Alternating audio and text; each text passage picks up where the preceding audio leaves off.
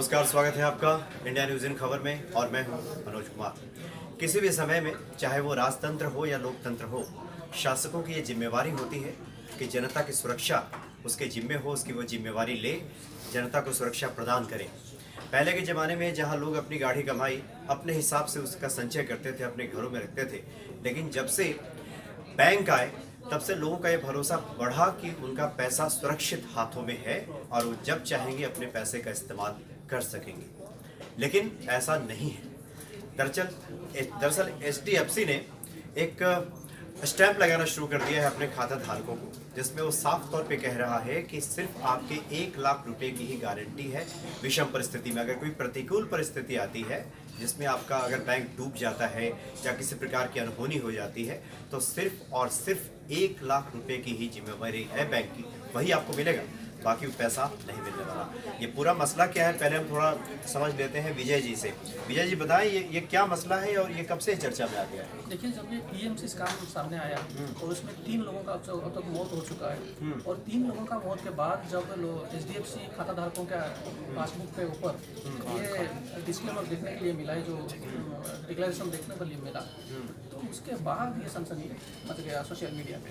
तो लोगों ने ये क्वेश्चन करना शुरू कर किया है कि ये क्या मामला है कि 1 लाख से ज़्यादा धनराशि का ये जिम्मेदारी क्यों नहीं देंगे। तो अगर किसी का अकाउंट में 1 लाख रुपए से ज़्यादा पैसा है, बहुत सारे लोगों का अकाउंट में ऐसे पैसा हो सकता है, तो वो क्या करेंगे, उसके बारे में बैंक उनको ज़्यादा तथ्य थे।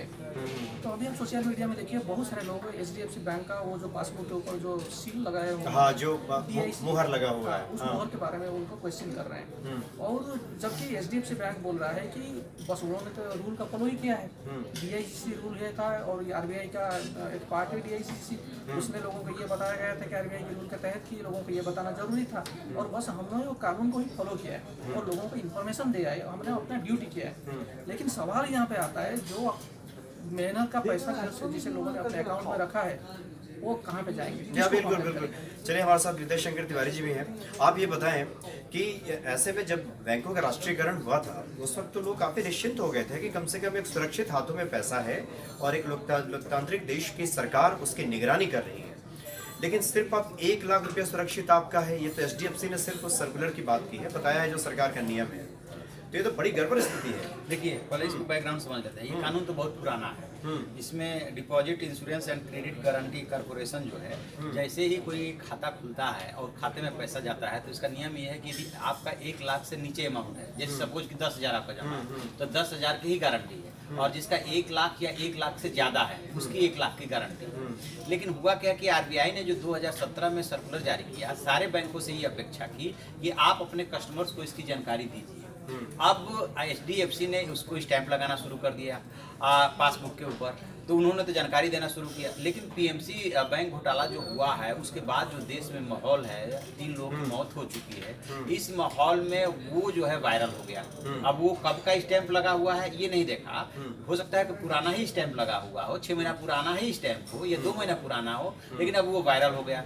वायरल हो जाने के बाद HDFC ने जो क्लेरिफिकेशन जारी किया है, उसमें भी वही बात कही है कि हाँ, हमने ऐसा किया है क्योंकि ऐसे 2017 का सर्कुलर है RBI का, और उसी सर्कुलर के तहत हमने ऐसा किया। चलिए, HDFC अपनी बात ठीक कर रहा है, लेकिन कोई भी बात देश काल पात स्थान देख करके बात की जाती है। इस वक्त जो देश में माहौल है, HDFC को साथ में ये भी तो कहना चाहिए था कि हमारा बैंक बहुत मजबूत स्थिति में है और आपका पैसा सुरक्षित है। ये HDFC ने नहीं बोला। नहीं तो देखिए, HDFC ने तो सत्य बताया, जो देश का कानून है वो बता दिया। PMC ने अगर पहले बता दिया होता तो लोग इतना पैसा ही वहाँ जमा नहीं करते और ये अप्रिय स्थिति आती नहीं। मेरा तो सवाल ये है कि आखिर राष्ट्रीयकरण जब बैंकों का हुआ तो यही माना गया था ना कि आपका पैसा सुरक्षित हाथों में है, तभी तो लोग जमा करते हैं। आज भी आप अगर सर्वे करा के देख लें, 99% लोगों को पता नहीं होगा इस सर्कुलर के बारे में, और लोग जब जान जाएंगे तो कौन ऐसा होगा जो अपना गाढ़े जो पैसा है मेहनत का, कमाई का, वो वहाँ बैंकों में जमा करेगा। देखिए, सबसे बड़ी बात तो इस सरकार से निराशा हो रही है कि इस सरकार ने जब नोटबंदी 8 नवंबर 2016 को किया था, उसके बाद जो है लगातार ट्रैक चेंज करते रहे कि हम उनका एकदम से डिसीजन वो फेल रहा, लेकिन वो ट्रैक चेंज करते रहे कि नहीं हम तो डिजिटल चाहते हैं और सब कुछ डिजिटल हो जाइए वो। उसके बाद बैंकों में जो नए नियम चेंज हुए, उसमें बाद नियम ये चेंज हो गया कि 50,000 से ज़्यादा डिपॉजिट करना चाहते हैं या निकालना चाहते हैं तो पहले पैन नंबर दीजिए, एक चीज। दूसरी चीज ये कि आप यदि ज़्यादा अमाउंट निकालना चाहते हैं तो बैंक के पहले एक दिन पहले सूचित कीजिए। अब सपोज कि ऐसे ही लोग लाइन में लग जाए कि ठीक है अब हमें नहीं रखना है आपके पास, तो पहले बैंक को सूचित कीजिए। अब बैंक एक दिन पहले सूचित कीजिए कि हम इतना पैसा निकालना चाहते हैं, आपका पैसा सारी लीगल फॉर्मेलिटी पूरी कीजिए, मतलब उनको पैन नंबर दीजिए, उसके बाद निकालिए। अब जो आपने सवाल उठाया बैंकों के राष्ट्रीयकरण का, तो उस वक्त भी तर्क दिया गया था, और अभी जब कई बैंकों का, सरकारी बैंकों का मर्जर हुआ तो भी सरकार का तर्क यही था कि हम बैंकों को मजबूत करना चाहते हैं। इतने जो 27-28 बैंक है उसको ले आना चाहते हैं ये 12 पे, इसलिए कि ताकि वो ग्लोबली बिजनेस कर सकेंगे और सरकार के हाथ में नियंत्रण रह सकेगा। ठीक है, तो आप नियंत्रण रखो चाहे कुछ भी रखो। अब सरकार निर्मला सीतारमण का, जब टीएमसी के घोटाले से प्रभावित लोग निर्मला सीतारमण से मुंबई में गई थी तो मिले थे, तो इन्होंने कहा कि नहीं सरकार इसमें कुछ करेगी। क्या करेगी? तो शीतकालीन सत्र में ये बात आ रही है कि हम 10 लाख गारंटी का कानून ले आने जा रहे हैं, अभी उस पर विचार चल रहा है। मेरा सवाल ये है कि क्या इस माहौल में सरकार की जिम्मेदारी नहीं है कि सरकार आगे आती और कहती कि आपको इतना अफरा तफरी और परेशान होने की जरूरत नहीं है, सबका पैसा सुरक्षित है। आप लोगों को समझ क्या रखे हैं, यानी कि सारा पैसा, मतलब सारी एजेंसियों की नजर आम लोगों पे, ठीक है, जो ब्लैक मनी कमा रहे हैं उनकी अलग बात है। सरकार तो गारंटी इसलिए नहीं ले रही क्योंकि सरकार भी जानती है क्या पता कोई बैंक अगर फेल हो जाए तो पैसा तो देना पड़ जाएगा सरकार को। बिल्कुल, किसी भी लोकतांत्रिक सरकार में जहाँ कल्याणकारी स्टेट का कंसेप्ट है वहाँ सरकार की जिम्मेदारी होनी चाहिए। एक तरफ तो आप रोजगार नहीं दे पा रहे हो, किसी तरह से वो 2 पैसा कमाया है तो उसका पैसा बैंक में सुरक्षित नहीं, आप घर में रखने नहीं दोगे क्योंकि घर में जो है लाइन ऑर्डर इतना खराब है कि किसी का घर सुरक्षित नहीं है, तो वो रखेगा कहाँ? आम आदमी क्या करे? सुसाइड कर ले। जी, अच्छा विजय जी बताएं, ये तो बड़ा सामान्य सही बात है कि हम किसी को पैसा तभी देते हैं जब हमें भरोसा होता है कि वहां से वापस आ जाएगा आम जीवन में, और यहाँ तो सरकार की निगरानी वाले बैंक हैं और इस तरह का गाइडलाइंस है, इस तरह का कानून बनाया गया है कि आपका इतना ही पैसा सुरक्षित है, तो निश्चित तौर पे हम कह सकते हैं कि हम किस युग में रह रहे हैं। ये तो कबीलाई युग में होता था। सर मैं पहले कोई 1 लाख रुपया के बारे में बताऊँ। 1 लाख रुपया का कीमत आजकल क्या है मार्केट में? आपके फैमिली में जिसका बाईपास सर्जरी हो गया उसमें ना जाने कितने लाख लगेगा। आपके फैमिली में बच्चे का एडमिशन है, ना जाने कितने लाख रुपए लगे। आपके फैमिली में किसी का शादी है, उसमें लाखों से ज़्यादा रुपए लग रहे हैं। तो 1 लाख का जो कैप है, जैसे पहले वो पीएमसी बैंक कस्टमर के ऊपर रखा गया कि 1000 रुपया लेंगे, फिर 10,000 किया, फिर 25,000 किया गया, फिर उसको बढ़ा के 40,000 रुपये किया। फिर भी अभी लोग ऐसे लोग हैं जो लाखों रुपया कमाना, अपने पैसे लेने के लिए इधर उधर भाग रहे हैं। और अभी वो former prime minister Manmohan Singh से मिले और उनसे इस बारे में सलाह दी। तो ये जो क्राइसिस है, ये सवाल यहाँ पे उठता है कि ये जो 1 लाख रुपए का क्या किस आधार पे लिया गया? जो लोग ये पैसे में जिसमें घोटालाबाजी करते हैं वो करोड़ों रुपया लेकर भाग जाते हैं, उनके लिए अभी तक इसका कोई क्या ऐसा कोई बना हुआ है? देखिए ये तो अलग मुद्दा हो गया। अच्छा आप ये बताएं कि देखिए इस हमारे सिद्धांत में बात कर रहा था कि आप मुझे 1 रुपया दें और मैं आपको गारंटी दूं कि 10 ही पैसा मिलेगा गड़बड़ स्थिति में, तो आप देंगे क्या मुझे? नहीं, वो उस स्थिति में तो आदमी नहीं देगा, लेकिन एक बात बताइए ना, तो कानून भले ही एसडीएफसी ने इस, अभी आपने कहा कि देश काल और परिस्थिति का ध्यान नहीं रखा, पीएमसी का मामला चल रहा है और उसने बता दिया, उसने तो अच्छा काम किया कि लोगों को आगाह कर दिया, बता दिया। क्या पता कौन सा बैंक कब डूब जाए, कौन गारंटी लेगा इसकी? नहीं, उसने अच्छा काम इसलिए नहीं किया कि उसके साथ में ये भी बोलना चाहिए। देखिए कोई भी बिजनेसमैन, एचडीएफसी बैंक क्या है? बिजनेसमैन है। तो जब वो बिजनेस कर रहा है तो उसको अपने कस्टमर्स को ये श्योर करना होता है कि ये नियम है, लेकिन आपको परेशान होने की जरूरत नहीं है, बैंक मजबूत स्थिति में है, सबका पैसा सुरक्षित है। ये तो उसने काम नहीं तो किया। भरोसा कैसे होगा? क्यों? पीएमसी में जब लोगों ने खाता खुलवाया था, उसके मैनेजर ने, उसके महाप्रबंधक ने भी यही बात कही होगी।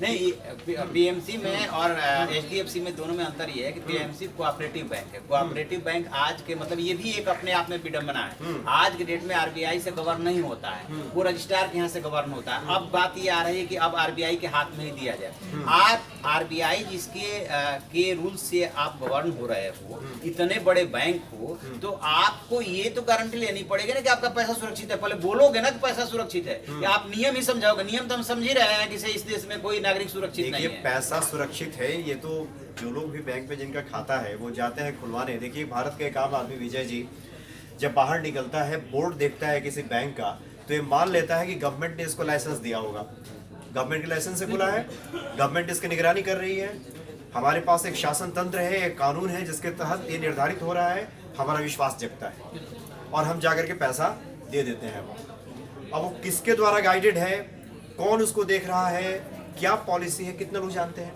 इसके बारे में ये सब गवर्नमेंट का काम है कि नहीं कि वो उसकी निगरानी करे और क्या और हमारे पैसे को सुरक्षित रखे? देखिए सर, ये बात है, जब ICICI बैंक में चंदा कोचर के ऊपर ये एलिगेशन आया है कि उन्होंने नेपोटिज्म किया, वहाँ पे अपने हस्बैंड जिस कंपनी में है उनको बैंक से लोन मुहैया कराया था। तो ये ICICI और बैंक और HDFC बैंक दोनों का काम करने का तरीका एक जैसा है, दोनों प्राइवेट बैंक है। तो यहाँ पे लोगों को ये लगता है कि अगर ICICI बैंक ऐसा हो गया और जब चंदा कोचर को इस मामले में उनका पर ये आरोप लगा तब पूरा बैंक उनको सपोर्ट किया था।